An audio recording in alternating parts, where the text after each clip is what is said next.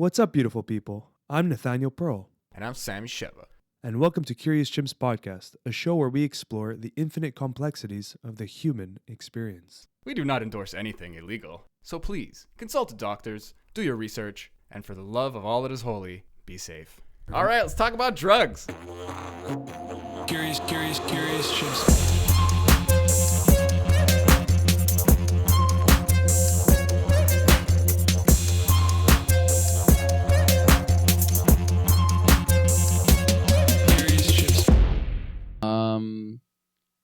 Things will make me doubt, and then it's like a room that I go into, and my life is doubt. So it's like I ask a hot girl out, when it doesn't go my way. I you know what I'm talking about. I ask or someone like gets something or is something that I want to get or want to be. So then I look I don't look within in the good way. I look at myself like maybe with some shame, and then it's like you trip down the stairs a little bit, Like I don't want to say spiral for real, but like you just have that whoa, and then it could be a couple of days where it's not affecting my whole life, but it's just like I'm in a lower level. I'm in a lower room, or part of me is anyway, and it could be a little bit of anything.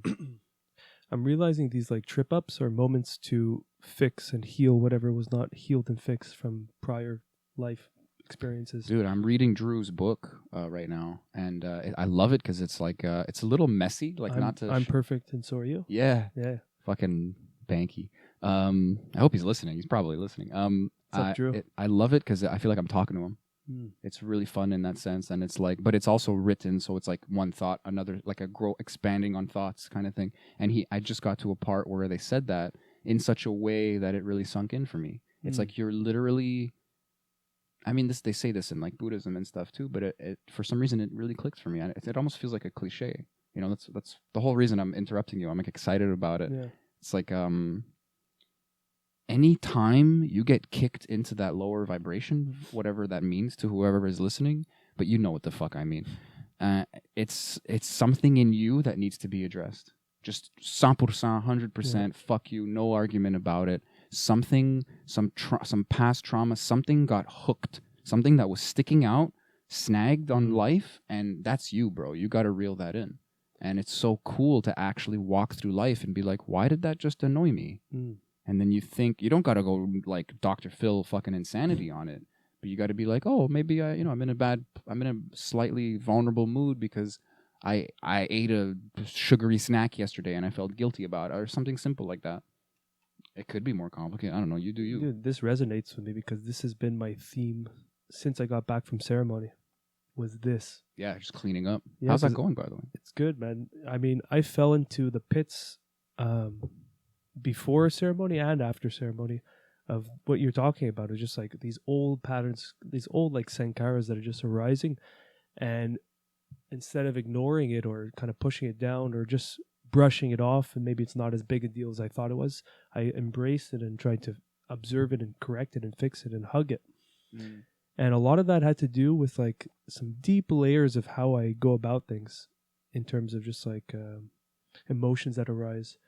And I would distract it back in the day. I would distract it with healthy things like going to jiu-jitsu, or healthy things like doing yoga, or just training or doing things. Like these were my crutches to get to not feel what I'm feeling. And yes, the symptoms of those crutches were very positive in terms of physiological effects, like good shape, good health. But there wasn't really any deeper work happening. It was just like cover-ups. And now that I'm realizing all these things have been stripped away for so long, this whole year, because the gyms were closed, the yoga studio, unfortunately, the one I loved, shut down. I think I told you about it. We should get the owner on. I'm going to talk to her because she's such a positive soul. But yeah, having these things were actually ways for me to avoid those deeper layers of healing. Like a counterbalance. Like you're not fixing the thing like on something's the left. wrong. Oh, yoga makes me feel good. Let's just go do yoga. But that something wrong was never fully observed. Yeah. It was kind of like the flame kind of fizzled out because the yoga class was so powerful, but it's like that was never cleaned up. It was just there. The embers are still there, You're making me think of something funny that it makes me laugh like regularly, like once a week. Like I was I was at work, and a lot of times people buy like coffee and donuts and shit, and it's like the worst thing, like especially first thing in the morning, like you just crash. And like we're in a training environment, so like we're all tired. Dude, it's dehydrating from the coffee plus the sugar. No, but I mean coffee. Like I'm on board lately, so it's like it depends. But yeah, I guess you will crash, especially like Tim Hortons, like with a major amount of caffeine. But anyway, long story short, like I wanted some donuts. I was like eating clean, but I knew that was gonna fuck with me. And it was like Timbits, you know, like the donut holes. So I start eating my lunch because I have like a bunch of vegetables. And one of the trainers, he's like, "You just said you weren't hungry." I go, "Yeah, but I'm loading up on like fiber so that I can eat that sugar." And he just, because he used to be a bodybuilder, he just starts laughing. He's like, you're trying to like negate the insulin spike. And I'm like, yeah, you get it. He's like, dude, you're so fucking stupid. Like, he didn't say that, but he was like, he just broke out into laughter, and like we had a good rapport. So I just felt like it affected me. I don't know. Anyway, this side story. But I used to do that with training with junk food. I'd be like, I'm gonna train super hard tonight so I can order pizza. Like that was my thing. Like, yeah, my metabolism's just gonna fucking burn this pizza to the grave. You know, just destroy it. But it's kind of true. But it's kind like, of true, why? But it's not the healthiest approach to anything. You know, I don't think so. I mean, again, it depends how it makes you feel. Like I honestly, it's confusing, and it will catch up with me eventually. But I can like subsist on poutine. Like it's literally like store bought. It's like powder, like gravy, like not real gravy, because that actually tastes worse, to be honest. And then like maybe there's chicken in there if you get like a chicken poutine. It's fucking, and then like cheese curds and then fries. Fries already are not good, and like the oil, like it's just garbage. It's just they take the peel off and they fry it in oil. Like everyone knows fries are not good for you. It's all that goodness. But I swear, other than getting a little like farty, because like the cheese maybe or something, I'm like, I can live off of that shit. There's genetic factors too. So you can just plow through that, and maybe your fat storages are a lot different than other people, and your metabolism is probably super fast. Like I seen your father before. He's pretty lean, you know. Like he used to be. He's really old now though. Well, yeah. He's like 77, so he's like yes, but like I'm pretty sure he's always been like skinny. Yeah, even now it's like it's in the gut, you know. Like he's just gotten older kind of thing. But I think it's just genetic. Like your metabolism is probably just like yeah. But that doesn't mean health though. There's skinny fat. You know, and skinny fat's an interesting. Yeah, like how's your liver and shit. Yeah. But the reason why I brought it up is because you're not eating vegetables right now. Yes. So it's like most people would say vegetables are healthy. Yeah, and a it's lot like, of. I mean, how do you feel though? If I would think that vegetables are healthy too. But I don't know. Like I eat Brussels sprouts and I think I feel great, but like I haven't thought about it. There's like a placebo effect. I'm like, this is good for me. I'm doing good right now. Well, so for everyone, I'm doing the animal-based diet by Dr. Paul Saladino. Follow him on Instagram at Carnivore MD. I thought you were about to say Paul Selig, and I was like, what's happening right now? Am I dreaming? I just started checking Paul Selig was telling me to do carnivore. But basically, it's... He came to me in a vision. Basically, it's simple. It's just meat, lots of meat, eggs. You can have fruits. That's the main difference. Yeah. And you can have avocado and olives. So that's your fats. Avocado's so good. Olives are so good. Dude, I want this diet. It's honestly because I used to do just carnivore, just meat. That was fucking hard, man, because it's so boring, so quick. You know, there's no variety. Fair. It's just steak every day. I thought you were gonna say the fiber thing, but it's like it's just fucking boring. It's odd because you just like the shits when you do carnivore. It's weird. It's just like it's real. You can either piss out of your ass or just have a normal shit. It's unpredictable, so it's not efficient if you work a lot. Can you feel it coming, or is it sometimes is it on the bowl unpredictable? Oh man! And it's just gotta a wear water a hose. You just can't trust a fart for a while. So this variation with the fruits has changed everything because now I'll have like some dates, a banana, apple, in between meals or right after the meal if I'm still hungry, and I'll have like you saw my breakfast I posted online today was oh, it's gorgeous. You have over easy eggs, yeah, which is my favorite. It's the best. And then like quartered almost like avocados, so it's like easy to eat, and then just like a nice like fucking I don't know what to call it, like a little mountain of bacon. Yeah, man. That's pretty much my so breakfast healthy. every day. It's so good. And I mean, we might argue the bacon, but yeah, the bacon is probably the least healthy of the dish. I could probably get better sourced bacon. But like because of sodium, because of the preservatives. Probably the preservatives, yeah. But I'm gonna start ordering only grass-fed meat. So I found a supplier. I'm going to work with them and order like 20 pounds a month. No, I went to the butcher for like the first time the other day. It was weird. I Yeah. felt so ignorant. It's like when you order wine. Yeah, like, give me that cut. He's like, the quarter of the blah. You have no idea what he's saying. You just say, yeah, I'll take it. But he was cool, though. He actually talked to me for like 20 minutes. Nice. But Held up the line. There's just people waiting to buy shit. but that's He just butchers, talked to bro. me. Even Yeah. the one I go to, it's just we're jamming. I told him, like, hey, you can't, like, you want, he's like, nah, someone else will take care of it, man. I want you to have a good meat experience because I don't want you to blame us. Oh. That's the way he put it, I you know? love it. And and it's funny because he was saying he just eats it all raw. Oh, yeah? Yeah, he's just like, he's like, I got like some onglet, like this like nice long piece of meat, and I cooked it and it was delicious. But he's like, I just fucking I just put some salt and pepper on that bitch. I slap it and I fucking start cutting. Oh, it's a tartare. Yeah, and I'm like, I'm not gonna do that. I should incorporate some more raw meat into my diet because, Why though? I mean, I have no idea. I just want to try it. I have no fucking clue, but I love the taste of tartare.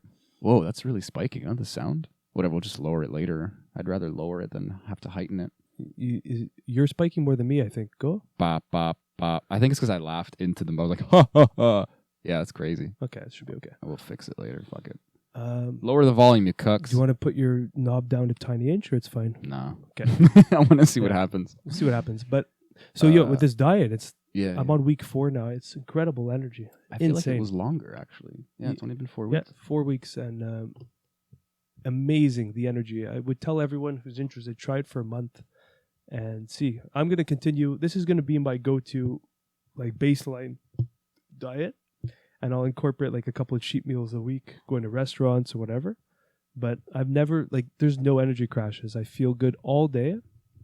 I'm never really hungry.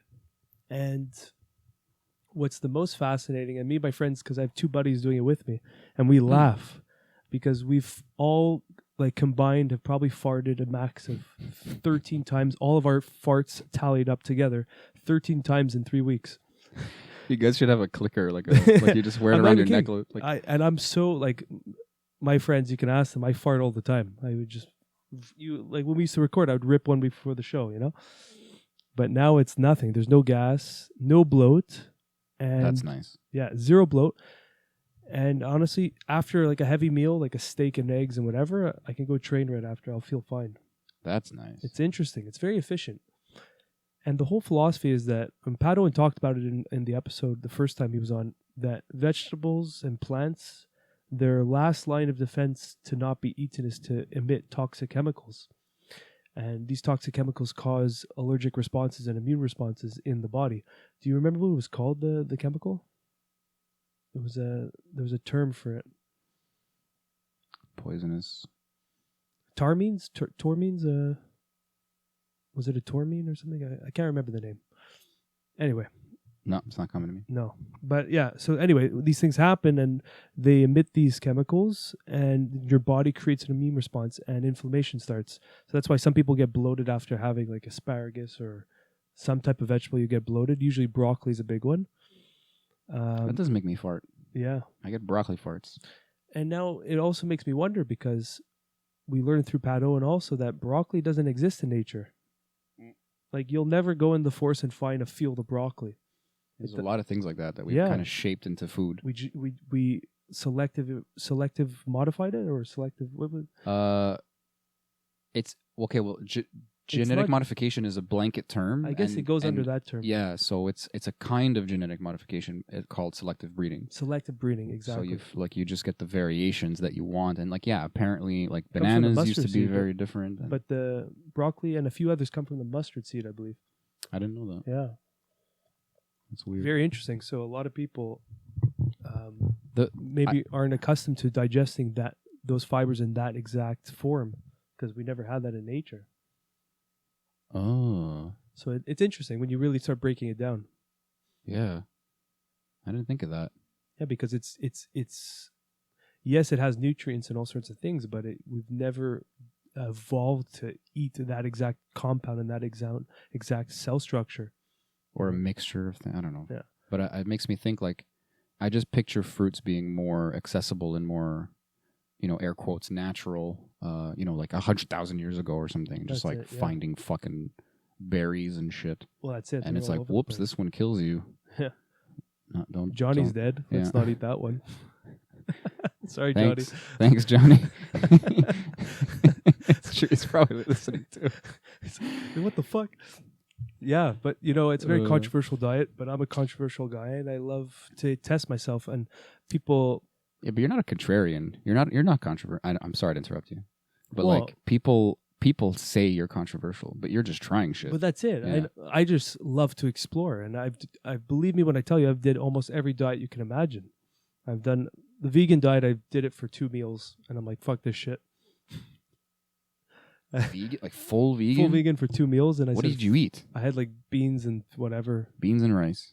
Yeah, and then I'm just like, this is terrible. I'm a Fucking meat prison eater. food, dude. Yeah, but it's worth looking into because I'm not a scientist and nor are you, but there is science behind this diet. It's not just bro science. And You're a jiu-jitsu scientist, yeah, and I'm a yoga scientist. boom. So Neither of those have anything to do with food. I guess there's the Sattvic diet, but yeah, no, please continue. yeah, but honestly, it's something worth exploring and trying. I mean, if you're that kind of person that likes to just try by experimentation, it's a really cool experiment to do on yourself. And 1 month won't kill you. You'll be fine.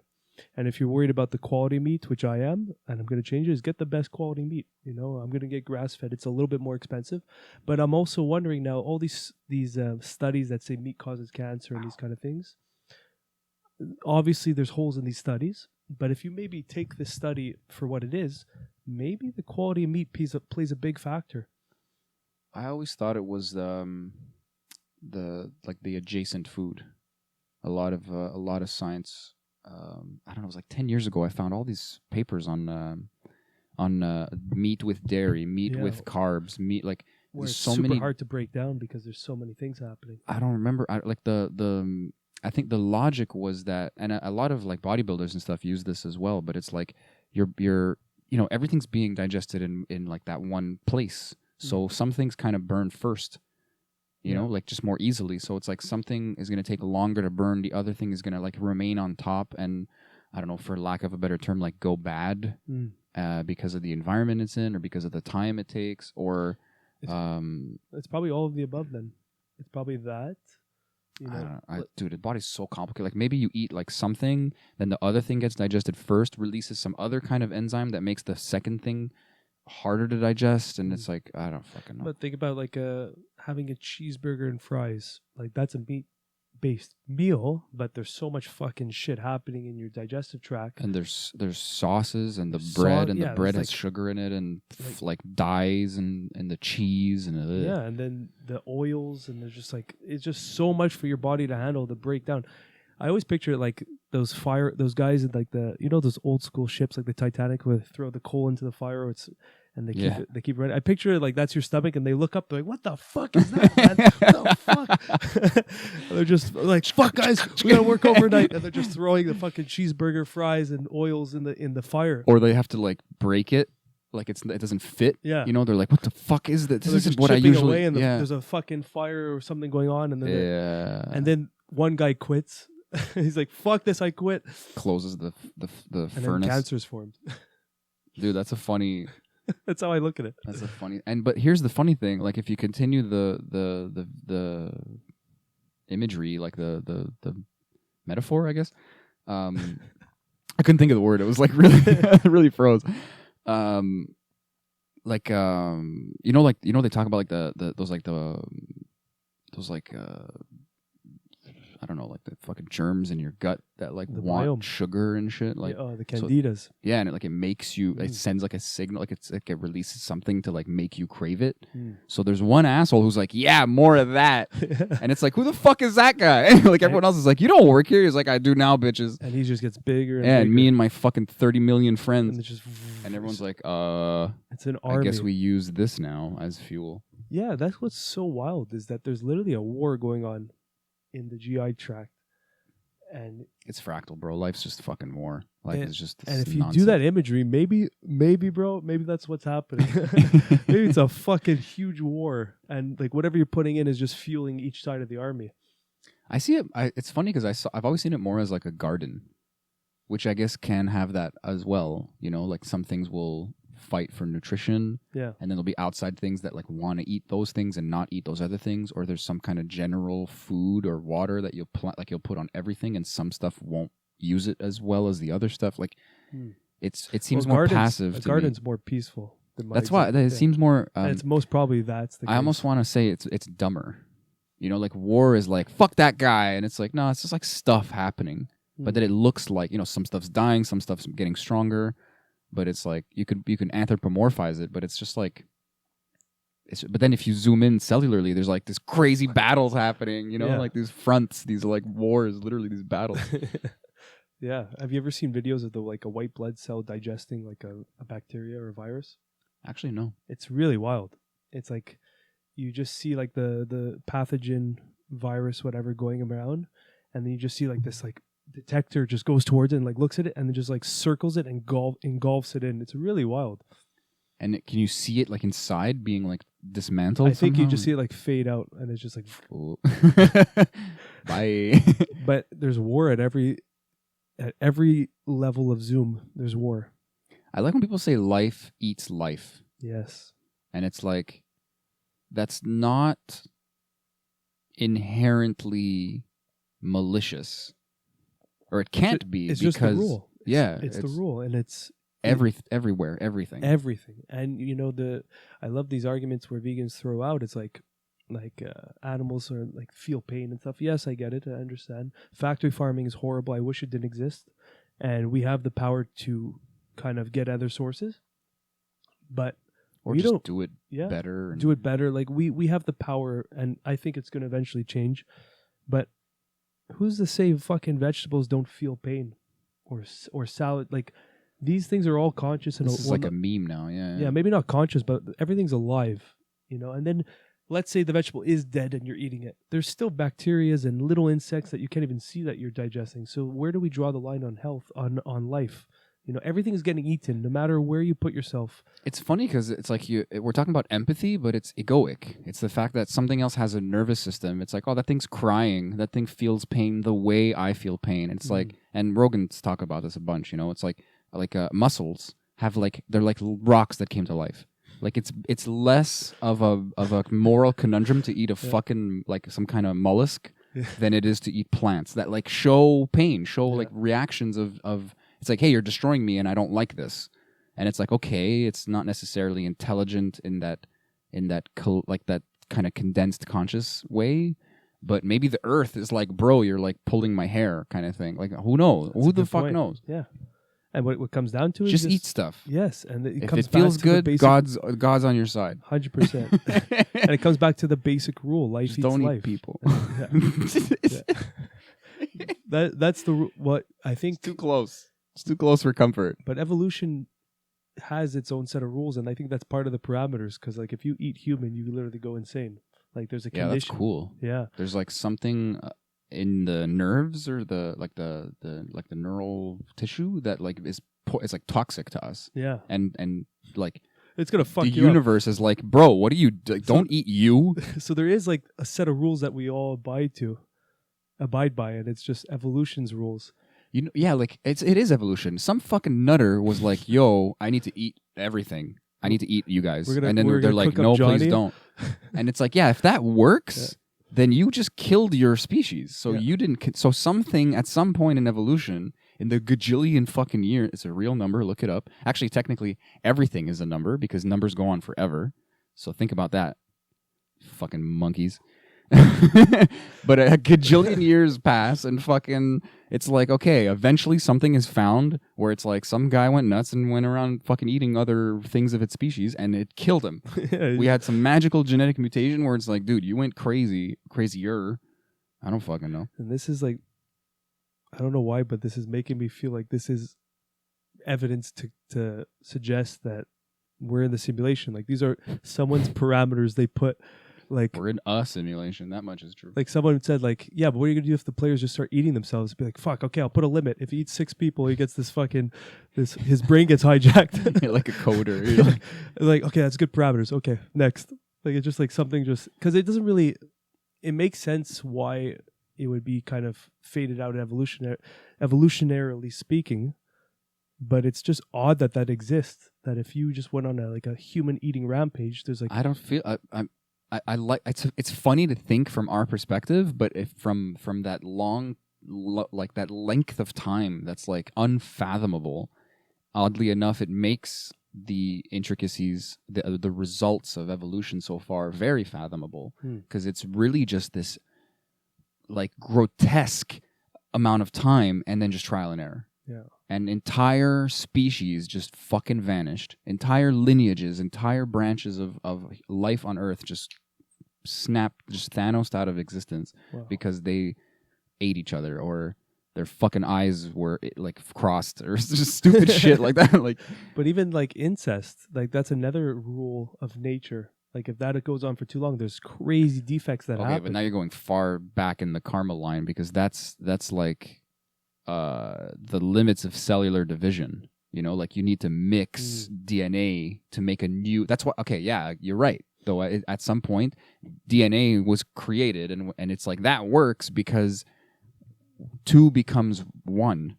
Yeah. Two doesn't, like, I don't know, like if you're eating something and you just destroy it, or if two becomes one, like cellularly, but they're the same thing, or one takes over genetically speaking, like you like run out because you degrade, like you keep aging. So to skip aging, a piece of your, like the gametes, like your the dick juice, what's it called? The sperm? The sperm and the egg? The dick juice. I can't find my words today. the over there. Stop pointing at it. Yeah, you literally, like, you make a new guy. The DNA goes whoop, and it's like you start from zero, sort of. But you're still DNA, but you're a new one, a new strand of, I don't know. I should really go to school. I love how I should really go to school. That's all I've learned in the last like year or so that we've been doing this. This ties into the conversation we had right before we shot this episode. We need to Google shit. Yeah, we need a screen. We need a Jamie. We need it. We need something. Like, no, we don't need it. Yeah, but it's interesting. These parameters that nature kind of designed through trial and error over a bajillion years, like you said, it's... Yeah, I wouldn't even use the word design. Like when people look at... I don't know, I keep interrupting you, I'm sorry. Well, no, design maybe is the wrong word, but kind of morphed into, I guess. You know, just kind of... Well, yeah, like it's like a liquid filling the cracks. Like it doesn't know what it's doing, but there's nothing else for it to do. And it designed it to the most efficient manner. Yeah. Know? And that's really fascinating. Really, so yeah, this all comes back to your initial line of life eats life, and fucking eat the meat, man, if it's there. That's the way I look at it. Not dogs, though. Don't eat dogs. I had this conversation with someone. If I'm in a country or a culture where that's what they're eating, I'll fucking do it. I just feel like it'd be a shitty meat too. Like Yeah. I don't have that best qualm. meat you've ever had in your life. Oh, that's a Louis C.K. joke. And then you come. Oh, he doesn't want to try a new thing. Yeah, it becomes like an addiction. It's a great bit. He said like duck vaginas or something. He's like, what if I end up loving duck vaginas? Then I gotta find like pickled duck vagina, like keep that in my fridge all the time. It would ruin the relationship with Lily, because I'd come back from, let's say, Korea or whatever, and then I just see Lily. I'm already at that point. Yeah. Like I have a sympathy and an understanding for cows and pigs. Chickens, I've owned them. They're retarded to me. I'm fine with eating them. They're fucking stupid as hell. Honestly, I don't give a shit. I've heard the opposite from other people. Yeah, but they're still like a evolved and intricate animal, and they'll like recognize you and all these fun, stupid things. But it's like they're fucking dumb, dude. The limit to their growth. Yeah, like a dog, I can teach it stuff. Even a dog, it has its limits. Even a dolphin, they claim it's like smarter than us. It has a bigger brain. It's like, okay, I know what that actually means though. They have the capacity for language. They have their visual cortex can interpret sound, so they see what they hear. They go, and then they can fucking see it like in 3D and shit, and in like 360 and like it's pretty wild. They're not necessarily smarter than us, even from human to human. You know, people might have like efficiencies and deficiencies, but it's like you just have like parts. You have different parts of your brain that are like firing in different ways, and they grow over time to adapt to that. It's like a deformity becomes the form. So then you have a different... Anyway, I'm just like ranting now. But like I have like when I see a bug I'm like, that's cool. I don't want to kill you. I can't make you. That's my logic. I just go like, I can easily like and snuff this thing out of existence. And there's a fucking billion of them waiting, just going out. We don't care either. You know, like, so there's rationalizations. But at the same time that I'm like, you're nothing or you're food or whatever, you're also like I see like the human brain is like the most so far complicated and let's say made fit for survival and innovation brain, but it's like a matryoshka doll. Like I have a little insect brain in the middle, and then I have a little lizard brain around that, and a little fucking chicken brain around that, and a monkey brain around that, and then a human brain around that. And that's literally kind of how it's shaped. Yeah, that's a great way to put it. I'm sure I stole it from somebody, but thank you. But that's there's so many layers and there's stages of how deep our thought process can go. And we're contending with that karma. That's interesting. That's worth bringing up. Yeah. That's kind of the chakras as well.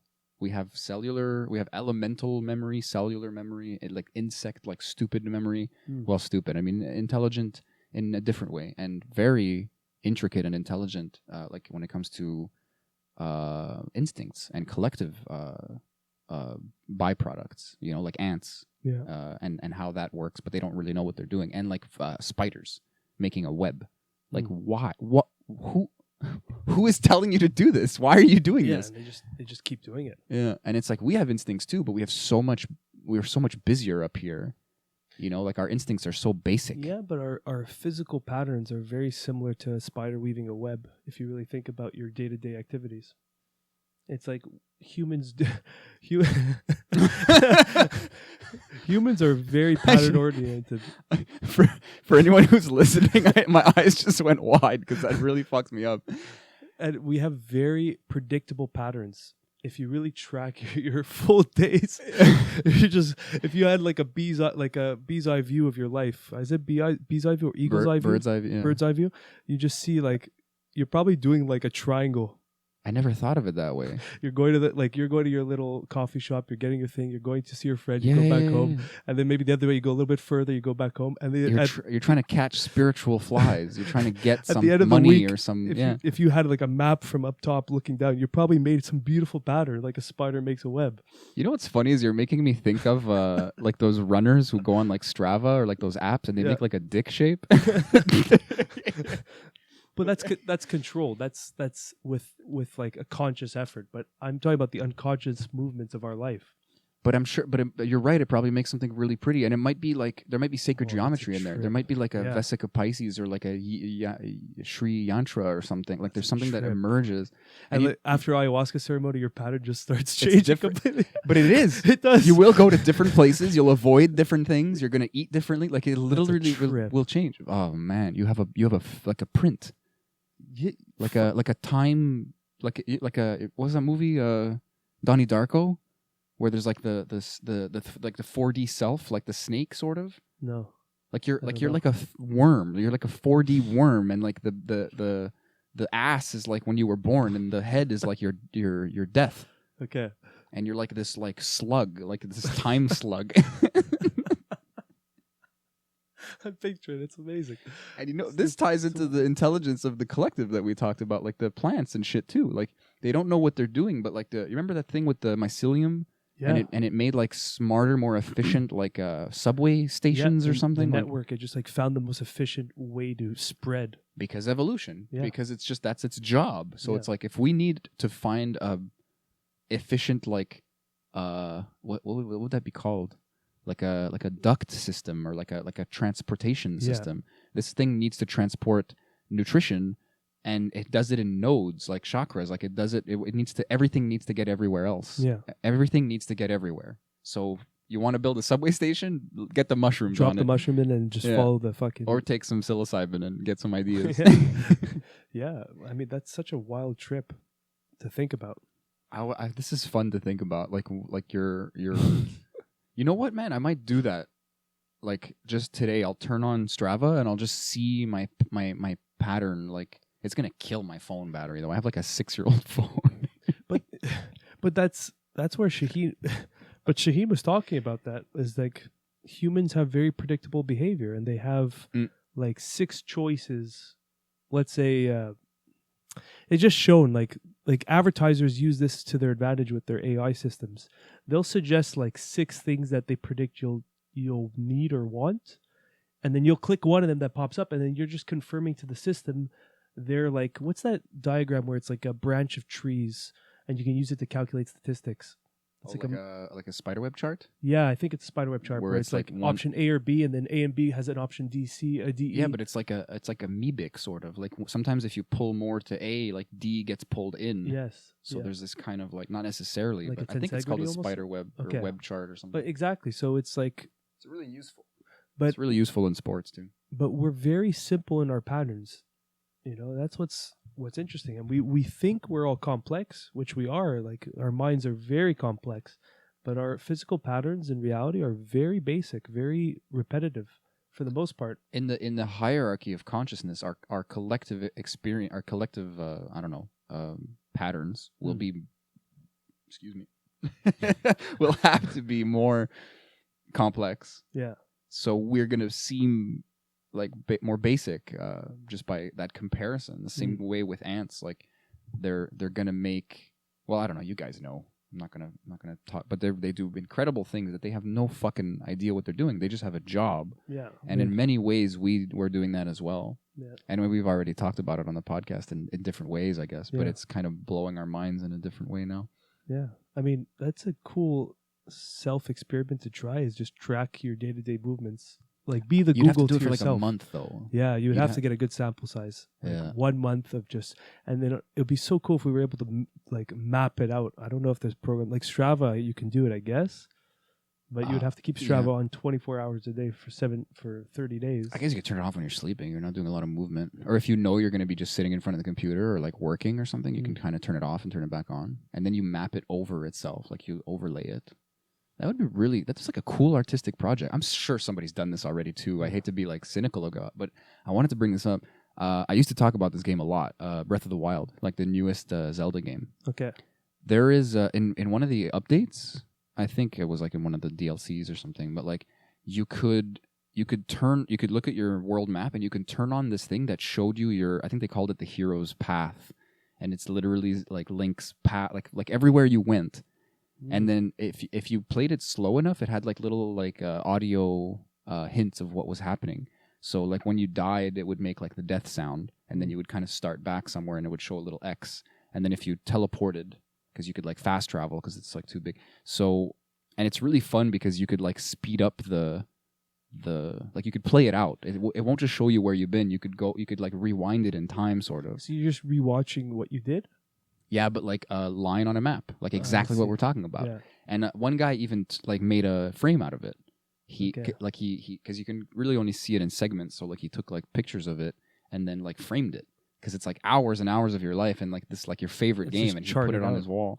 And it's like a fingerprint, like everyone played a different game. Was it like a pretty pattern, or it was just kind of randomized? It honestly looks like kind of like mycelium. Like it looks like not even mycelium.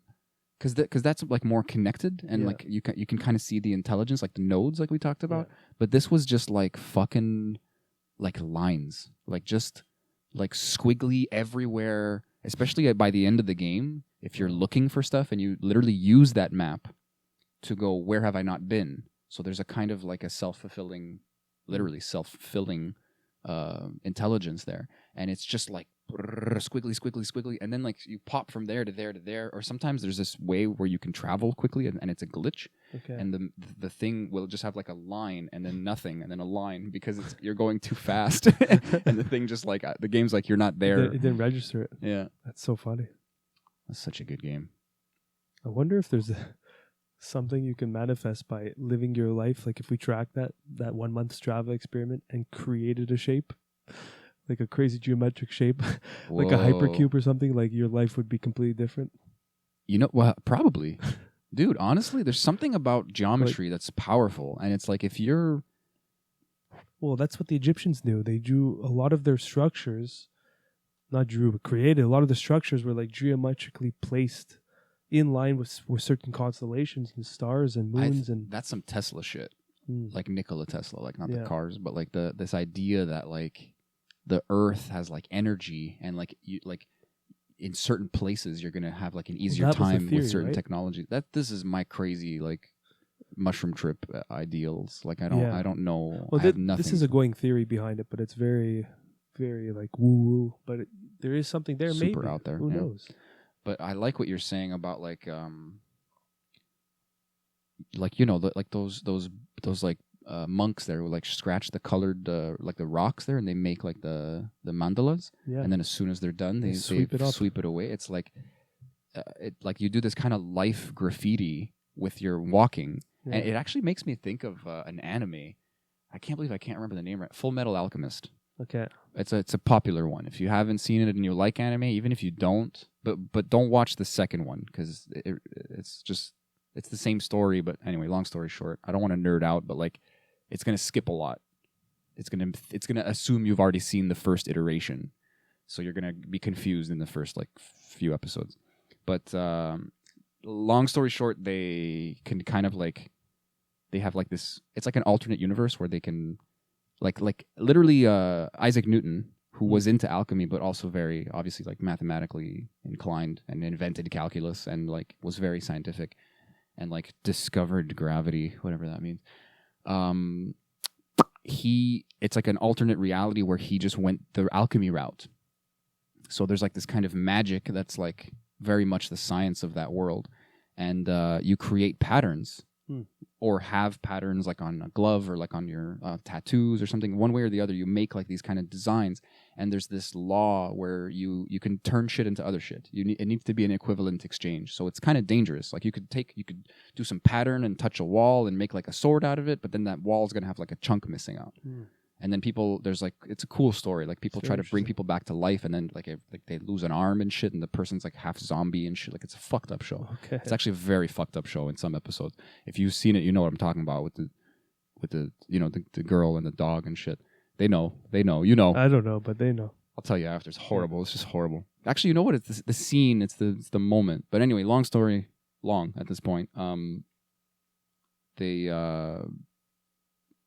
There's I think it's in one of the movies where they make a city wide like sigil or I forgot what they're called in the show, and it's like it's this idea that you have this massive pattern and it creates this massive effect. And like I honestly I almost can't it's almost not tangible. There's like some instinct that you've awakened in me. There's something about shapes. There's something about drawing shit. I've had it in meditations also where I just saw like a dot turn into a line, and then like the way, like something about physics working on matter just turned it into like an eye shape, and then that duplicated. It was always duplication. It was always growth, kind of like a flower, and then that turned into like a spiral that made a circle, and then the circles outlining each other where they You're having intersected. this during meditation? Yeah, it was like a full-on visualization. Wow. And I was like, it was actually conscious, or it was just happening? just like a download. It was beautiful, and I was just watching it happen. I was meditating, and I was during my yoga teacher training, and it was on a full moon, and I was just outside like having some kind of dialogue with the moon, I guess, and thinking about my third eye specifically, actually. And I just saw this like,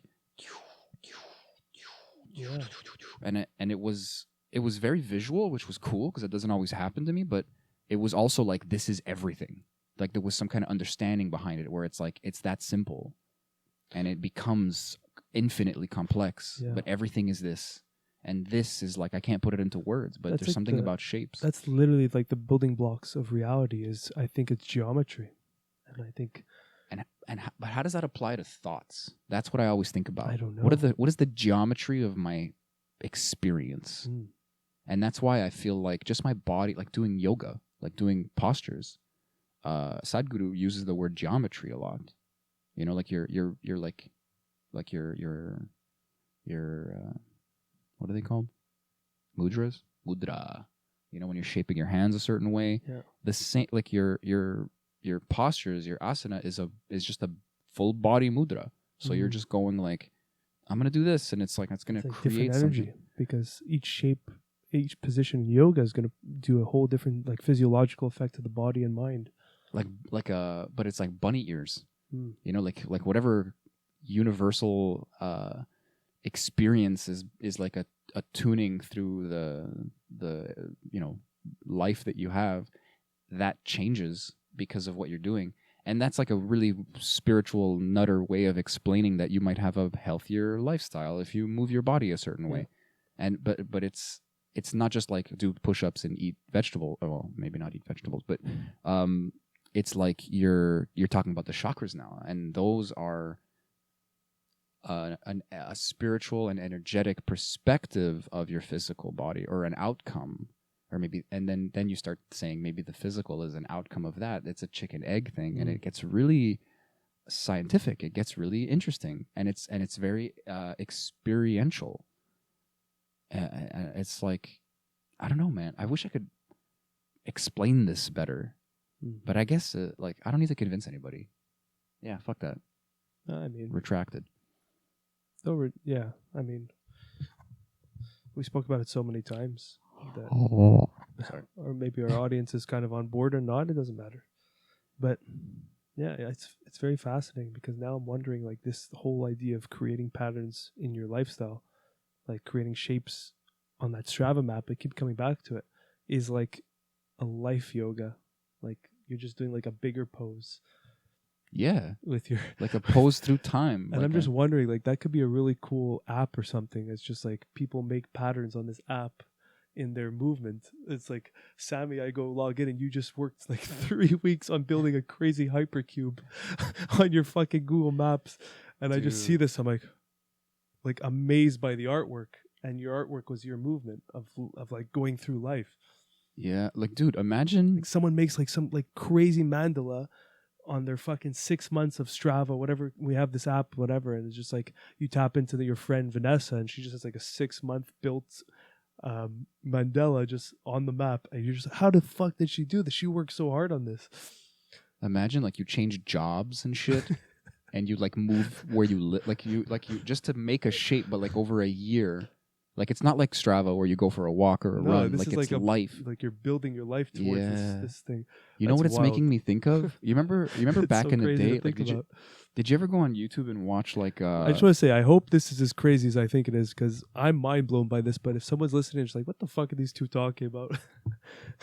I'm on board, dude. Yeah, I'm on sure board. they're on board also. This is wild. What was I gonna say? Google Maps. Did you ever watch those like Google Map secrets like videos on YouTube or something where they show you like weird shit that they find? People discovered, or just like on the maps that they discovered. Right? They're just on Google Maps, Yeah, like, or Google Earth or something, and they're zooming into cool shit. Like people send you the coordinates, you punch it, and you're like, holy fuck. Yeah, and you find like some random ass shit. But like, one guy went full tinfoil hat and found like he's looking at structures that people are making, but specific people who are like in power. You know, like really rich people who like build banks and like world banks and stuff like that. And dude, it's like, it looks like a human body sometimes from the sky view, from the bee's eye view, and it's like pointed a certain way, or like it's like these people are thinking of this shit too. Like these are the modern churches of our time. It's pointing east, and it's this high, and the resonance, and no, like they're thinking of this shit. And I was like, holy fuck, bro. Now, why are they thinking of this shit? Is it because power, dude, power? Geometry, energy, I don't know. It's tuning. Yes. Even if it's just the image, I think on some metaphysical level, you're getting something out of that. Even if it's just an image. Like the example I was thinking of, it's like it was like a human body, and it was like pretty obviously a human body, like legs, a body, a head, arms. It was like very clear. And these were all different buildings. And the head office, or the bank or something was right at the throat chakra. Like it was divided into 7 chakras. And it's like, holy shit, man, they're fucking messing with like the energy of something. Like they're I don't know, man. This is like some Freemason shit. I think we're tapping into some Freemason shit. I think we're gonna die. We're just this is our last no one's ever episode. gonna see this episode. Yeah, fucking killed. What episode is it? Like 77, 70? No, we're at 80 already, I think. No, this is 77. No, is it really? Yeah.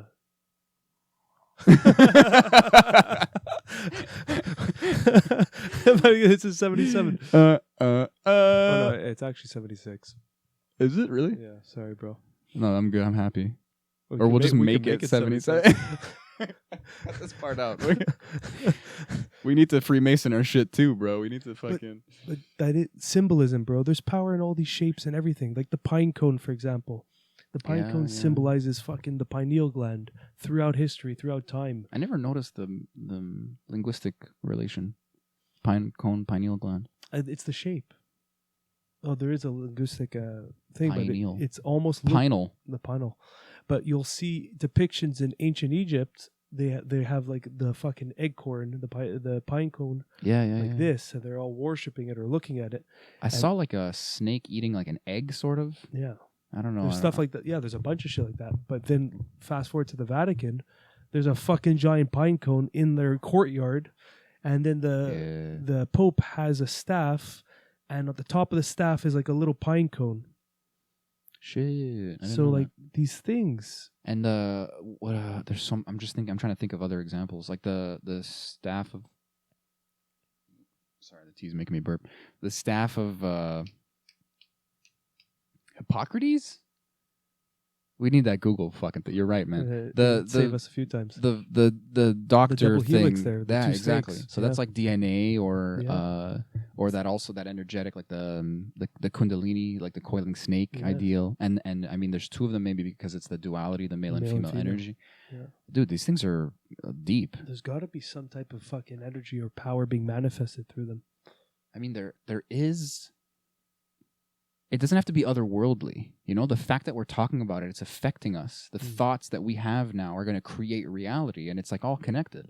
And there's but just it comes back to having like a Buddha on the wall. Like that does something. Yeah, like what Mathieu said. Yeah, it does something to you. Like you see it, and it brings you to this vibrational, because it represents such a high vibration of consciousness. And like, why were we attracted to it in the first place? And like, you could have a long fucking idea of the string there. And like, I don't know, like is it the Sistine Chapel or something? Like God touching Adam's finger there, and it's like I think it was Da Vinci or something. There's like a shape of a brain in the background. Yeah. I just saw that photo recently, actually, and it was a breakdown because God's finger was fully extended, and whoever it was that's reaching to God had his finger bent, and it was a breakdown was saying that that's his free will, is his decision to see God and extend his finger, but it's up to you to. God is fully extended, waiting for you, and you just have to extend your finger. The door's always open, baby. Yeah, it was a deep breakdown, actually. I'm learning about that a lot in Paul Selig's books. Like he mentions it often, or his guides do. It's like you have free will, and the proof is that you can deny it. You can think you don't have free will. You can think you're not of God. That's your prerogative. Have fun. If that's what you choose, let's go. 100 all the way, man. I like it. And it's like, but you don't have to. You could just flip that switch anytime, and then that's the truth. But they make the distinction. The truth you live is your choice, but the truth is the truth, and you are of God. And like they make that distinction where it's like, it's interesting. But I mean, that imagery, all of that was on purpose. Yeah. You know, it's like I'd love to know what some historical genius would be like. Yes, it was this, but like, is it saying that God is in the mind? I've heard that breakdown as well. Is it saying that does that matter though? Does that mean that Da Vinci was like what's the word? An atheist? There you go. Yeah. Who knows? But the fact that there's so much detail on that. The focus point is the two fingers connecting, and the fact that they're not connected is a very interesting depiction, and I wonder what he really means by that. Like, it wasn't by chance the fingers weren't touching. He deliberately did that. So maybe my interpretation might be that God is within, and your brain can conceive God, and it's your free will to extend your finger to touch God. I mean, that's true either way, I think. Or God is within, but then why would the finger be bent? I don't know. It's a fascinating fucking... maybe it's just a bitterness, Maybe the artist is just like, we're lost. Or they realize God's in the brain, that God is just a figment of your brain, and then he just bent his fingers like, fuck this. Yeah, it's like, I don't need to touch you. You're touching me, bro. Yeah, you come to me, I come to you. Yeah, who knows? But shapes, bro. Shapes, bro. I'm trying to think of other examples. There's so many. Even in Washington, I think the way,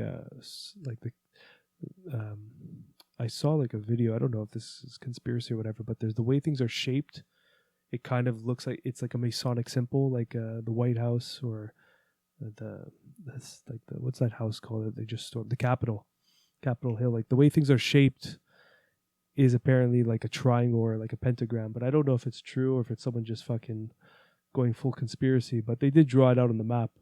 A lot of these things are done on purpose, Yeah, for sure. And there's like what are those things called? Those obelisks. Yeah. There's like a few of those in Washington. Like what the fuck is that about?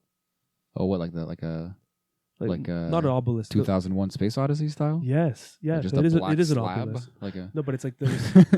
I don't know why I did this. Like, Obelisk is those big tall structures, right? Those like very thin pointed structures. yeah. Yeah. Well, I mean, I guess it's a general term for like it's not a statue. It's not like a person, but it's just like a fucking Yeah, thing. it's like 30 feet up or You whatever. can't go in it. It's not a building. It's just a just fucking, standing there. Yeah. What the fuck's that about? People died here, or like remember this thing. Remember this guy. Or the fact that the dollar bill in the U.S. has like the fucking pyramid with the eye on top. Like, what is going on here?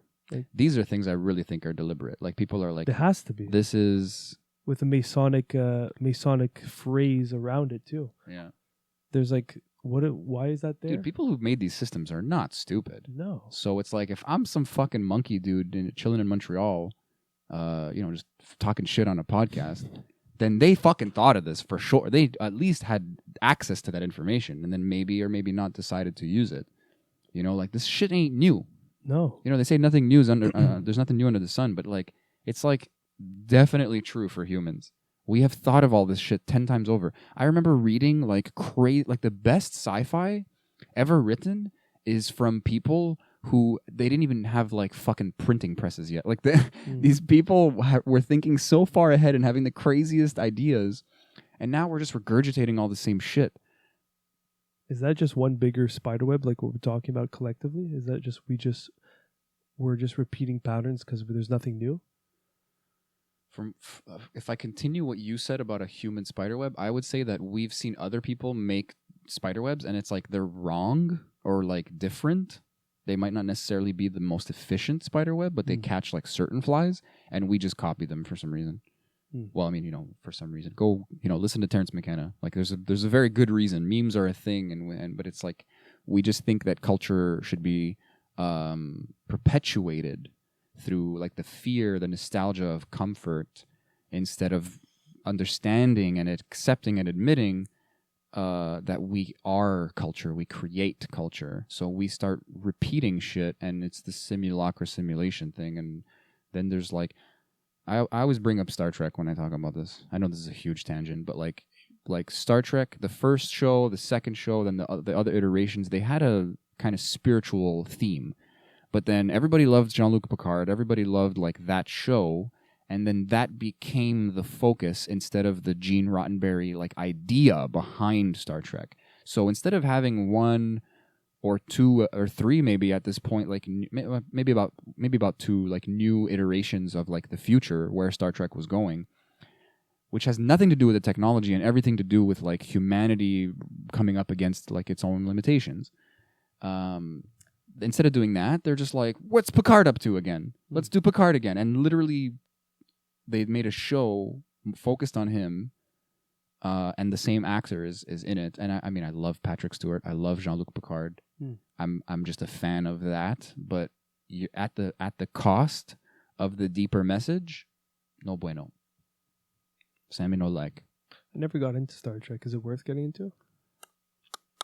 That's a tough question, man, because well, it's aged now, so I don't know. That's not a problem for Star Trek. There's some things where I would say that's not the issue. I mean, if you watch something and like the shitty graphics bother you or something like that, or like if the writing was bad, I would tell you not to watch it. It doesn't matter how old it is or how new it is, for that matter. But if you look at it like, okay, this is like a 1990s, like this is shit. This is going to be shit on some level, but it's going to be awesome on some level, and there'll be like this kind of there'll be like these like ancestral ideas. You're gonna watch this and go, oh, that's where they got that. There's other things like in Marvel movies or something. Like a lot of things were adopted from that series. Yeah, and like I'm saying, there's nothing new under the sun. They took it from something else, and a lot of times, so the cycle continues. Yeah, man. We're just regurgitating information over and over again throughout history, and it's just like it's like kind of morphed from the cultural time zone that it's in, but it's pretty much the same theme just passed on. Like Greek mythology, like the whole hero story and everything is like seen in every movie. It's like the same rule set, and just in different stories told, but it's the same thing. I guess we do kind of have new experiences, but then it takes like one guy. It takes one guy to go through that version of the hero's journey, and he's usually outed by the entire collective, you know. Outed how? Like, or like the story is revealed, or outed like, as in like. Or you're talking about like story wise, or the person who discovers something like a new stage of the story. I guess both. Yeah, because like anytime there's someone who just takes that step in the unknown and figures something new out, he's usually hated and outed by everyone. Yeah. And then eventually, and then seen as the hero, maybe in like years. Maybe to come. not in his lifetime. You know. Yeah, that is a possibility. I guess it's an iteration. I'm just talking about iterations of the hero's journey. A lot of times they are perceived as a villain or I mean villainy. I don't know the word.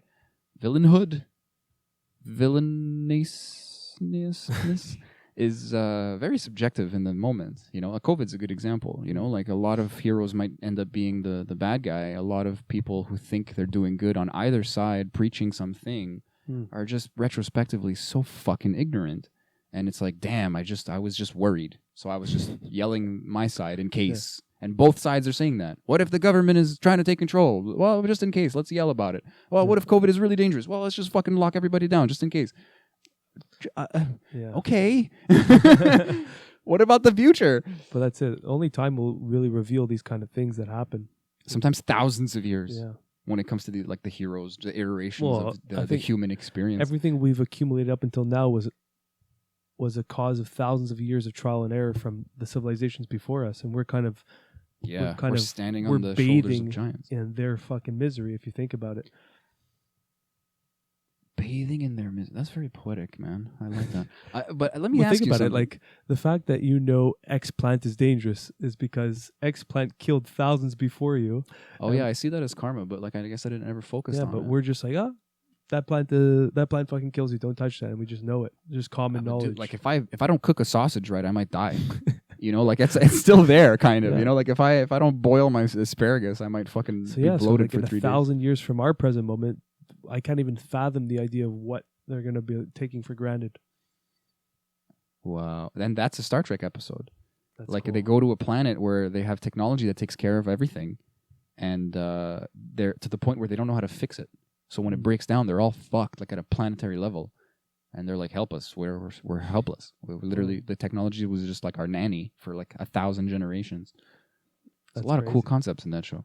But I wanted to ask you, I don't want to veer off of it too far, but stop me if you had a thought that popped up or something, because this is fun. What do you think about that? Because we're podcasting. Like we literally, like, you know, like the Dalai Lama says that shit also. Like a lot of spiritual, let's say sources will remind us that when we're talking, we're repeating and effectively not listening. So we need to stop like that egoic like faucet and essentially like start like reversing the flow, and that's what listening is. And it's like maybe not as easy to do both, or maybe impossible to do both at the same time. This is, you know, we don't have to get into the minutia, but as us literally just being like, hey, listen to me. And I know we have some humility and some fun in it, and you know, just non-seriousness, you know, and like we're just being like, hey, we're a node of information. Yeah. You know, we're just being us and get what you will out of it kind of thing. But I'd love to know, like, just like specifically vis-a-vis that idea, like that we're just pooping what we've heard. Yeah. Like, is there like, is that bad? Is that good? Is there value there? Like, I think when you just start spouting what you know and what you heard, it kind of gets tainted by Sammy's taste or Sammy's pepper on that spice, you know, like you add your own little flavor. Sammy's taint. But I think that happens it happens back and forth when you have conversations like this. And I think what happens is there's two interpretations of what's being said now. And that kind of formulates new ideas. And I don't know if they're new ideas, but it's just like the brain patterns start going into different Well, new avenues. for me and new for us. Yeah. Maybe we already knew it. It's just like it's just being regurgitated from something else. But I think these things are stimulating in they're just stimulating in terms of thought process. But then every now and then I think when you get into that state, I think that's where manifestation can happen, and that's where ideas, because we still don't know where ideas really come from, but I think when you kind of hit that frequency where you're just like, it's almost like not meditative, like hypnosis, then you come up with something like that, and that you don't know where that came from, and that could be a brand new idea to the whole world. And I think it's just when you get into that flow state, and I think getting to that flow state is through communication sometimes. It definitely is for me. I've said these exact words often. Sometimes when I have like deep, mind-blowing conversations, which by nature happen less and less, unfortunately, as you get more. Maybe that's just a perspective. Anyway, but like I honestly, when I talk about certain concepts, even if I have before, honestly, if I get really deep into like metaphysics and spirituality and like just touching on like, you know, like things like meditation, like really talking deep and earnestly about them, I could feel my body less, or I can feel I start floating up here and seeing myself from literally seeing myself from another perspective, or I feel like my atoms are like fighting to stay together and they just want to fucking explode apart, and it'll just be this like a liberated consciousness just chilling like where my body once was, you know. Yeah. And like you'll think I died, but I'm just like I'm still there, and I'm like, oh, like you like fucking You're just like complete awareness, you know, just yeah, or just I like me plus, you know, like new game plus, like I'm still me, and I'm not assumed back into the collective or the higher consciousness, but I have total access to it. Or something like, you know, the dream, essentially. The neural net, but without Elon Musk, you know, like on the natch, as they say. I wish. I think people tap into those states all the time. I think that's the downloads. Yes. Remembering, taking something and adding it back to you. I think when you start stimulating the system with these kind of conversations where you just go deep into a subject or whatever, I think it's like there's like a frequency happening, and it's like a vibration. And if you look at it like in the geometric world or in the metaphysical world, there's just membranes over membranes over membranes. And I think the more you shake, you're just like, you're shaking the whole membrane, and then just like these fruits start falling into the membranes because like you're affecting other membranes. And that's the flow state. It's just like, and that's what we call downloads. It's just because your membrane's shaking so much, it's like this, and then everything around you is just shaking and wobbling, and then the things are just getting into your membrane and penetrating it. I love that general way of seeing like any information exchange. It's almost like God is having fun being like, hey, remember it's all one.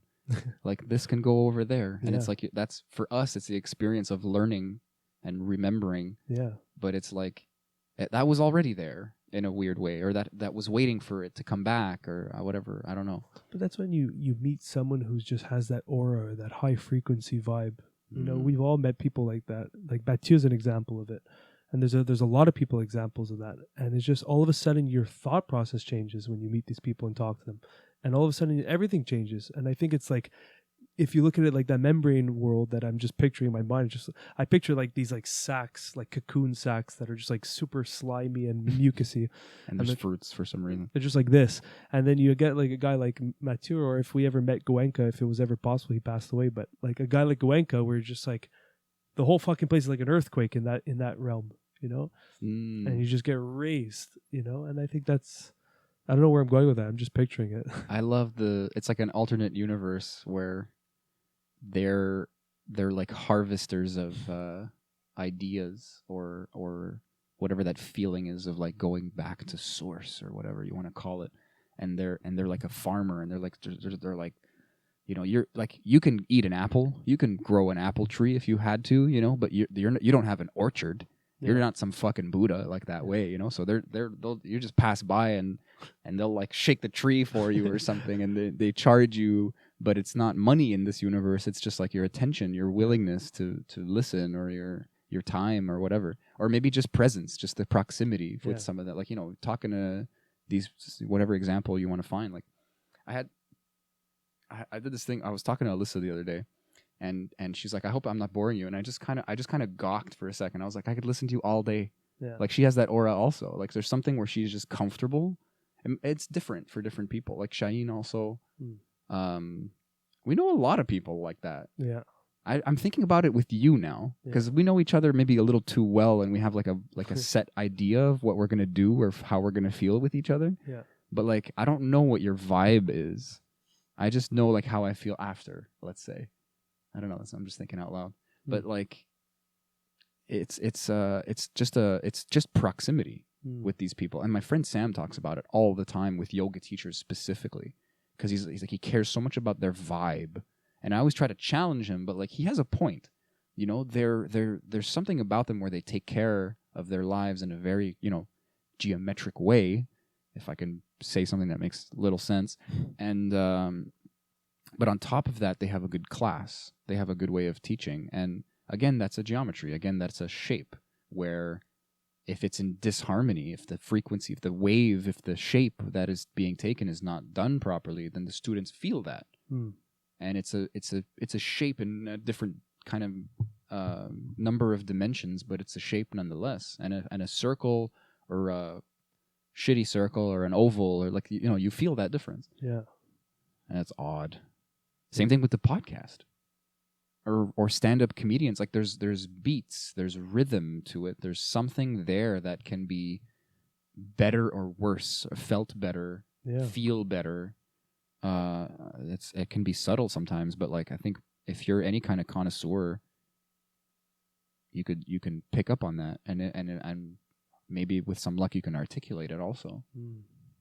And then some fucking marketing asshole is going to reverse engineer it, take all the fucking soul out of it, and then fucking hit the repeat button until the fucking what's that line?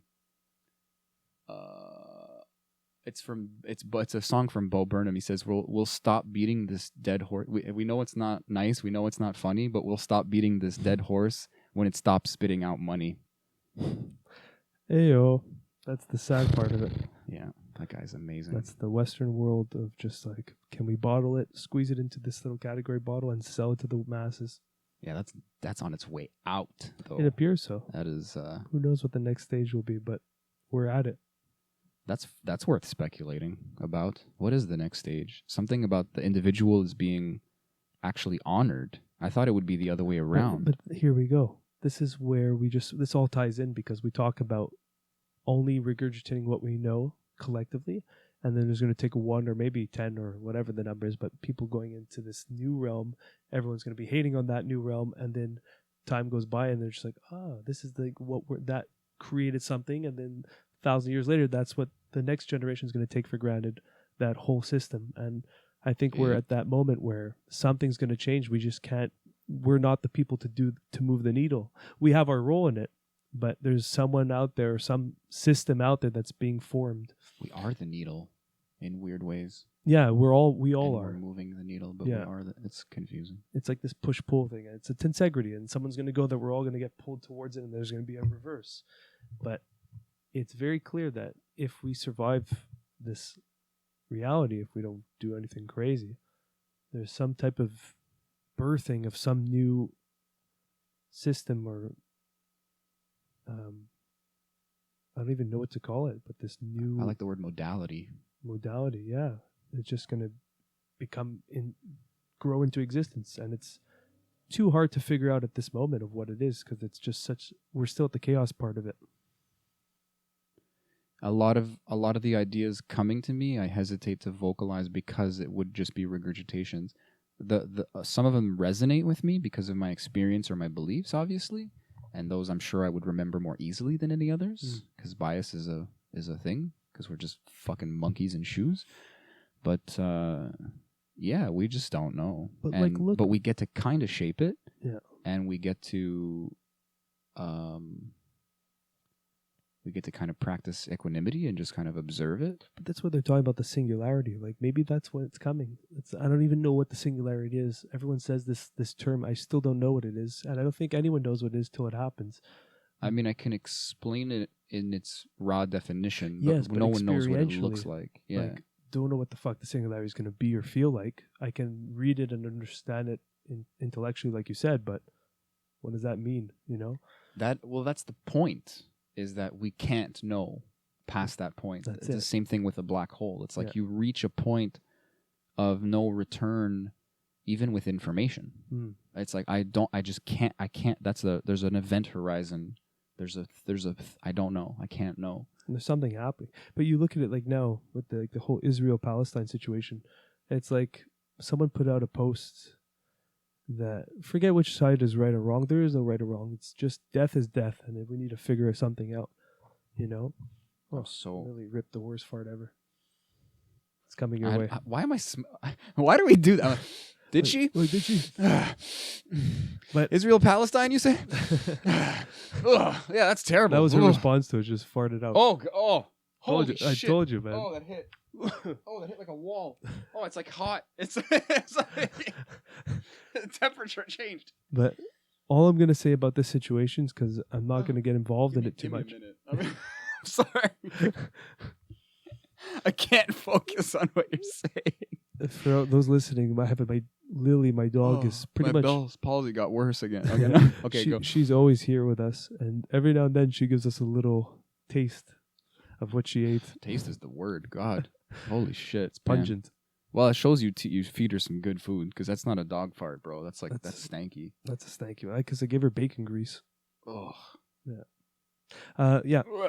So all I want to say to that is that Yeah, please. never before in history was the whole world able to comment on an idea or on a situation like it is today. Maybe they could, and you don't know about it. Yeah. I'm just cut your whole conversation. No, but the fact that Maybe we used to be psychic. yeah, that's true. But at least in our recorded history of what we have to show for it. It's new. Yeah, there's no reference even. There's It's no not only reference. that it's new, but it's like there's no point of Yeah. We were like, what? So the fact that the whole world can watch this situation collectively and have an actual effect on how it's going to play down because everyone's watching just shows you how this thing is evolving into something I don't know what yet, but there is a collective experience happening way more than ever now. It's like, think about that. Like there's a war going on and we can all look at it and see it. All sides can see it. And that is like a little bit scary to really visualize, but that's the collective of the collective. that's a fraction or like a snippet of the potential of what this will turn into. And I think that's like one example because it's such like a huge event that we can all see. And I think that's going to apply for everything.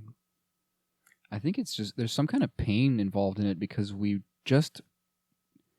This is the first time I really articulate this, but it's the idea that we come to the realization that we've always been having a collective experience, and that we've been ridiculously neglecting it forever. Yeah. For as far as that history goes, and then we just go like, "Fuck, I am my brother's keeper," like legit, bro. If someone is in any kind of pain or ignorance, and I can do something about it, that is my fucking right and my duty. And if there's no reason, if there's nothing stopping me, that's on me. That's my karma. There's no hiding that. And at the individual level, it's easier to just go about your day and everyone else is doing it too. So there's this collective wink like, hey, I do that too. Like, it's fine. Let's just go to work. Let's just drink. Let's just blah, you know? But fuck, bro, it doesn't fly anymore. It flies less and less. And we fly more. We see from above more and we just go, bruh. Yeah. Bruh. So, Bruh. yeah, it's just I don't know. I don't know what's the next stage, but I use that example right now because it's so relevant, so present. But it just shows you how this connection is forming. It's like we're just becoming one hive mind in a sense. And isn't it cool that, like, you know, I said, like, and a lot of people agree, like, this is something I've also regurgitated, but that evolution does seem to have this theme of, like, the individual learning more, caring more about themselves in a way, like, but that is in simultaneously in relation to a collective awareness, an awareness of the collective, I should say, because our collective awareness is still all over the place. But the idea that we should care about ourselves more in any conscious level is related to or grown from the idea that, hey, I am a part of the whole. I need to take care of my corner of reality to have the best impact, to have the greatest effect on myself, my loved ones. It's the same conversation. There is no us and them anymore. I need to take care of myself for the collective. I need to take care of the collective. That's the spiritual quest. And I'm the part of the collective I can take care of. Yeah, it is. That is the spiritual quest. It is. Yeah, and that's why. Yeah, you're right. I'm like, what? You're right. That is why spirituality is having a renaissance and a resurgence. Not religion, spirituality. That reconnection with self is becoming so popular and so big is because of that underlying layer that needs to be addressed is the individual's journey, the bettering of themselves. Bro, I did this in a mushroom trip years back in 2012, 13. I was so young and dumb and full of cum. I love that expression. I love it too. I had to use it. Some guy, side note, I was in a steam room with my buddy after training, after wrestling, and we're at the Jewish Y. There was like the health club, and these guys are savages, like rich Jews, like in their 70s, 80s, just chilling. The men's health club is like very prestigious, but we had access to it because we were part of the wrestling. So we're just listening to these guys talk about the craziest stories. I will never repeat on air what these guys were saying. But one old guy's like, look at these two young guys, young, dumb, and full of cum. Tell us a story about what you did last weekend. I was like, what the fuck? So that's where the saying started. And ever since then, I have You remember where you learned it? Yeah. I love that. But it was just so funny. He just said it so shamelessly. But let me ask you something. Did you have like a good story in the barrel? Was he right? It wasn't from the week before, but we had a couple of good stories that we were able to share. But yeah, back to the... I wish more people were like stand-up comedian, like a level of arrogance, or not arrogance, but like fuck you, like fuck itness, because you would have been like, yeah, I fucked your mom, like, you know, you just say the worst thing ever in that moment. Who knows? Maybe it would have flew. They would have respected you, bro. They might have. Like, what the that kid just like. Even if you would have offended the one guy, like all his friends would have started laughing like crazy, you know? Like, it would be awesome. But I don't know, the older generation, I don't know if their humor is like that, or maybe it is. But where was I going with that? Because it was a very important point. I knew you were going to forget it, too. It's so funny. I was going to say it. Young, dumb, and full of cum. It's like a mantra. It needs to come back because it was a good one. What was I just saying? Memory Palace. I was talking about... we're talking about the collective awareness and the individual awareness being you got the it same back, thing. brother. Thank you. Boom. Memory. I smoked a lot of weed, man. I know how to get it back on track. How terrible is memory, everybody? Okay. 2012, 2013, I had a mushroom trip, and we'll use that quote again. I was very young, but you can fill in the blanks, everyone. But I was also still very ego-driven. I was still doing MMA. Not that MMA is ego-driven, but it was just very like this force. It can be, but it can be, and I think it was a lot of that was from what I was manifesting was that ego side of me. I like that it calls a lot of people like that and transforms them also into something better. Journey. Yeah, the fighting journey is one of the biggest journeys you can have in life. I've spoken about it so many times. So during this mushroom trip, I had a fucking download, and I used to really journal all the time. And I was just writing like a mantra in my journal. I'm just like, in bettering yourself, in bettering humanity. In bettering yourself, in bettering humanity. And I wrote it like 3 or 4 times. And it still applies to today. And that is the spiritual quest, the spiritual journey, is in bettering yourself. I'm sorry. the horn. I just thought of something. No, not the horn. Yeah. But in bettering yourself, you will embetter humanity. And that is our journey. And that is how I think the singularity is going to really form. Is that we all get our shit together.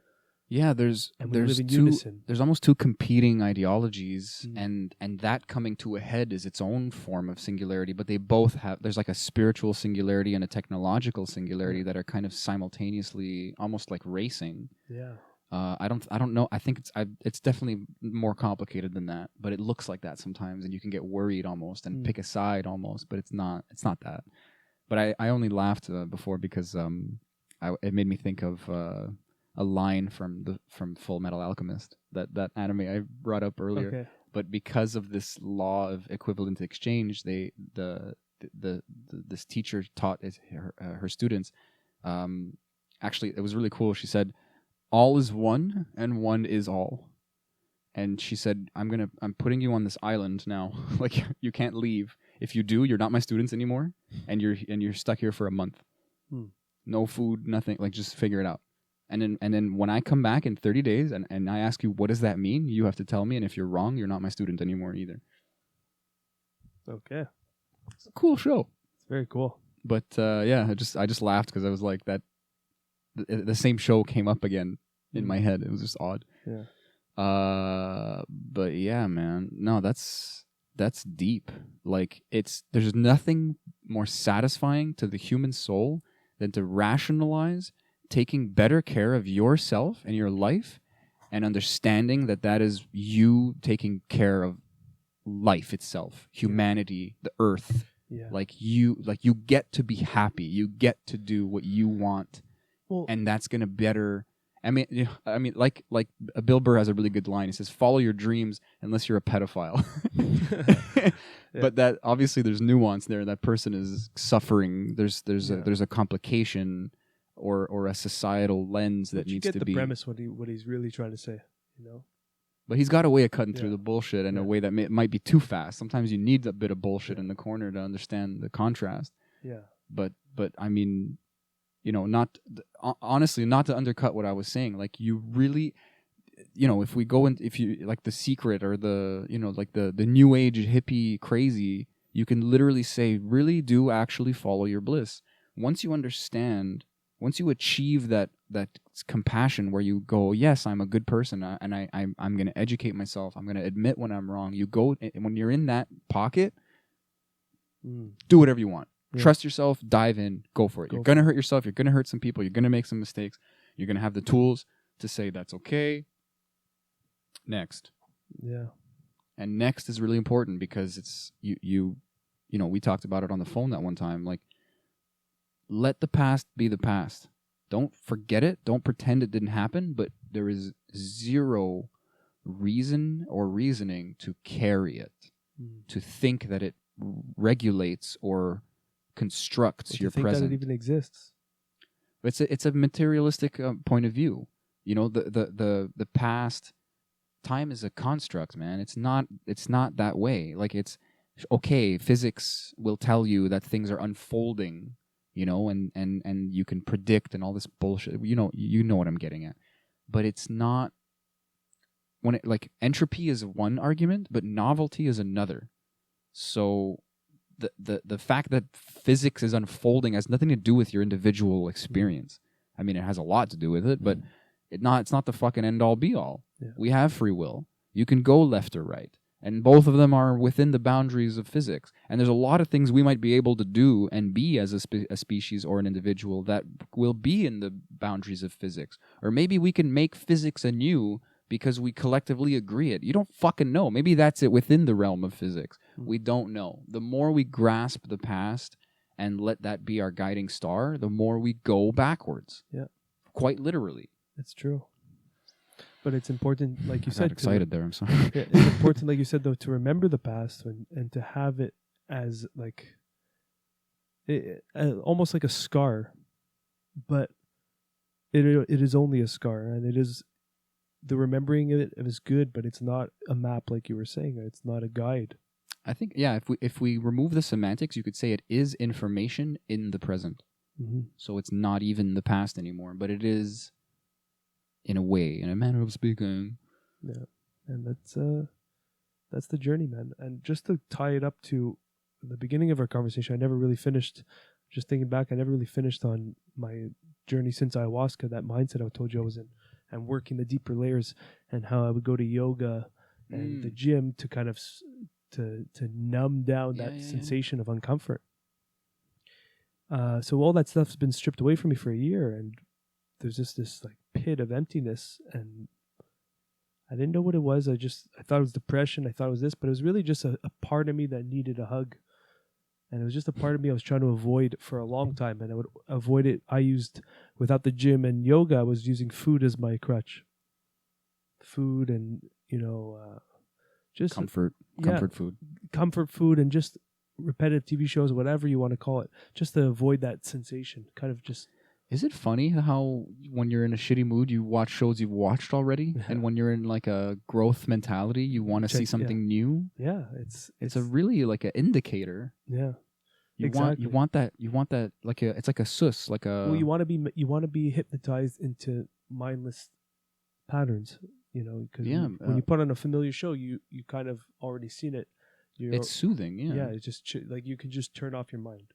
Yeah. And sometimes that can yeah. be good, but too much of that can be very bad. Well, it's stagnation, Yeah. and then it's the idea of a cast, Yeah. and you can heal and set something, but then when you're good, you got to take that shit off because then Exactly. it's fucking you up, it's Yeah. holding you back, it's a prison. Yeah. So Anyway, this whole path now of eating clean and training again and moving, it's coming from a different layer because now I have all these motivators that once were motivators in my mind, and these negative feedback loops that would usually propel me to go forward are actually now holding me back because they need to be addressed.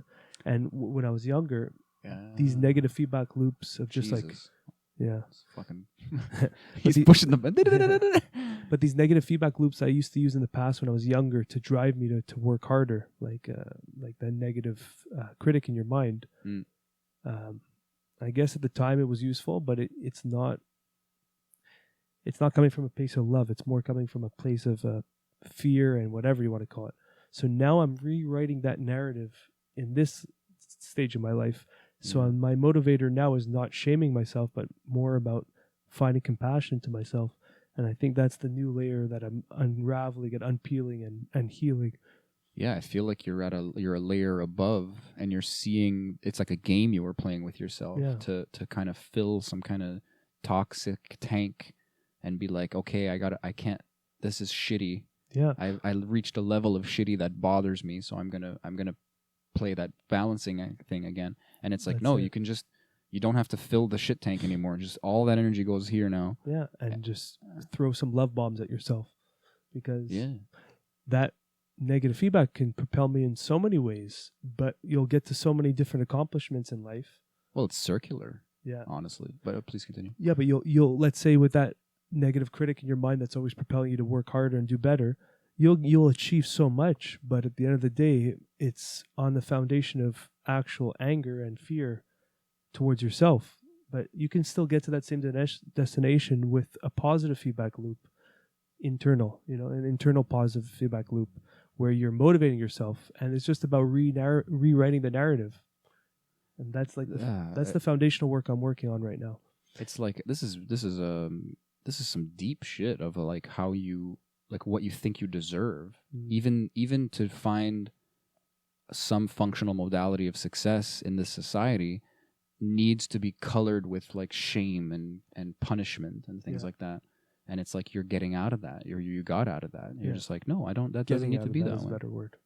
Yeah, well, I've said this a bunch of times on the podcast, and it's a quote from Dr. Strange, and I forgot what her name is there, like the master teacher lady, says, we never like fully defeat our demons. We only learn to live above them. So it's like there's this conscious, like, sustained effort, sort of, and you're not like looking down and escaping something. You're just looking up, and I'm flying. I'm good, but you have to kind of stay in that upper room. You have to kind of, and when you go down, you have to realize it's a choice, and none of that needs to manifest any shame, and that's really cool. And then you just go whoops, and you go back up to the higher level. Or maybe there's like a few bolts in that floor that needs to be tightened, so you have to go back into that level and just fix whatever wasn't fixed. I guess one way or the other, that's always going to be the truth. Yeah, if we're builders, man. So you got to go back to each floor and each level and touch up. If there's a reason if you went down, there's a reason you went down. Exactly. And then when you're up, you're all the way up, and you understand that there is no up, and you're just like having a experience, and you're just a dog farting during a podcast. Yeah, we're all just dogs farting during a podcast, man. I think it's a great way to end it. Is it? Agreed. How far are we in this? I don't know. It feels like 2 hours. I feel like we went longer. No clue, man. I didn't time it or anything. I don't know. Oh, it's already 3:30. Ayo. Fucking hell, bro. Thank you all for joining us on this weird spiderweb pattern that we're forming, and see if you can create a spiderweb pattern in your day-to-day life. Hopefully, literally. Dude, maybe we should really make that app. Something that runs in the background, doesn't kill your battery as much. I guess it would have to be you would choose your shape of what you want to create, and it just like voice commands you.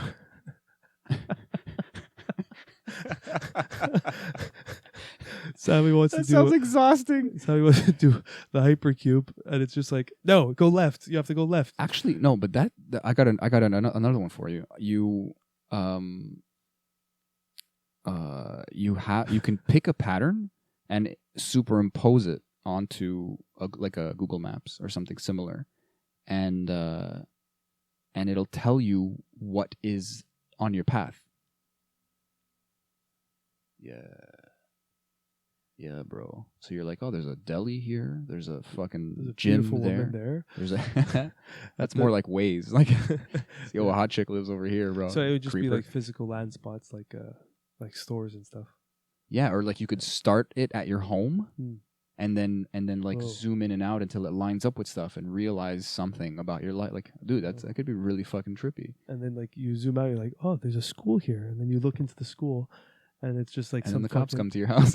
No, what were you gonna say? I meant more like it was like a trade that you were actually really interested in. Fuck yeah, maybe, But dude. Honestly, The cops come to your house is another. avenue. I went dark, dude. Anyway, Yeah. All right, everybody. we love you. Yes. Stay curious. Should we do a little intro? Do we need one? Just to like and subscribe. I guess so. Hey, we just had a great conversation. Yeah, we really did though. Fuck, man. Yeah, it was. Yeah, it's just us this time. Not much to say. Just listen. It was Yeah. fun as hell. Yeah, we'll keep this one short and sweet. Yeah, we talked about a lot of cool shit, man. I honestly don't know how to talk it up without spoiling anything. Yeah, but, like, no, you gotta listen. yeah, This we is talked about geometry and I don't know. It was fun. Just listen. Yeah. I give up already. This is one of our old school episodes. I probably title it something like "We figured something out." We figured some shit A out. little clickbaity, but like not. Like it's in there. There's some cool stuff in there. Like honestly, you got like I blew our mind. Yeah, We blew my mind is what I was trying to say. A good 4 times, and that's not easy to do, man. No. I got a Your mind is pretty. unblowable. You have a well-versed mind, dabbled in many too well. topics. Yeah, it's a bane. It's not a good thing. Well, it is. You go full circle. But anyway, like and subscribe, guys. Yes, we fucking please. love you. We love doing this. We're This getting is some awesome, cool man. guests. Yeah, it's really Um, fun. I'm loving Yeah, we it. got Mark coming up soon. Mark coming on soon. We got yeah, he'll be after this episode. What was your friend Eric? Eric should be on in a couple days for you guys. A couple weeks. That's true. Yeah, just cool people. Nothing crazy about them. They're just fun people to talk to. Mm-hmm. So yeah, stay tuned.